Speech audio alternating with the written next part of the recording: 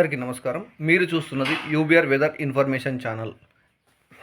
Weather related update కోసం మా ఛానల్ని సబ్స్క్రైబ్ చేసుకోండి. ఈరోజు ఆంధ్రప్రదేశ్ విషయానికి వస్తే చిత్తూరు, తిరుపతి, మదనపల్లి, పుంగనూరు, పలమనేరు, పీలేరు, పాకాల, సత్యవేడు, కోడూరు, రాఫుక్, రాజంపేట, విజయవాడ, గుంటూరు, ఒంగోలు, కావలి, దర్శి, మార్కాపురం, నరసరావుపేట పరిసర ప్రాంతాల్లో భారీ వర్షాలు ఉండే అవకాశం అయితే చాలా ఎక్కువగా ఉంది. ఇక తెలంగాణ విషయానికి వస్తే జగ్గైపేట, సత్తుపల్లి, ఖమ్మం, మహబూబాబాద్, కొత్తగూడెం, మునుగు, భద్రాచలం, మిర్యాలగూడ, సూర్యాపేట, వరంగల్ పరిసర ప్రాంతాలలో మోస్తారు వర్షాలు ఉండే అవకాశం అయితే చాలా ఎక్కువగా ఉంది. వర్షాలు 4 రోజుల నుంచి కంటిన్యూగా పడుతున్నాయండి. ఈ వర్షాలు, అకాల వర్షాల కారణంగా చాలా ప్రాంతాలు, చాలా రైతులు చాలా రకాలుగా ఇబ్బందులు అయితే పడుతున్నారు.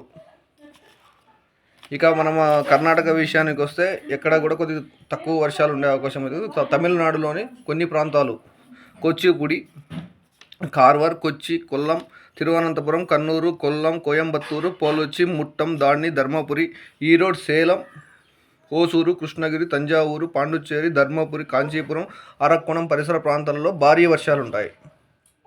పరిసర ప్రాంతాలలోని భారీ నుంచి అతి భారీ వర్షాలు, ముఖ్యంగా తిరుపతి, చిత్తూరు, పాలకొల్లు పరిసర ప్రాంతాలలో భారీ నుంచి అతి భారీ వర్షాలు చాలా ఎక్కువగా ఉండే అవకాశం చాలా ఎక్కువగా ఉంది. తెలంగాణలో ఈరోజు స్టార్ట్ అవుతుంది.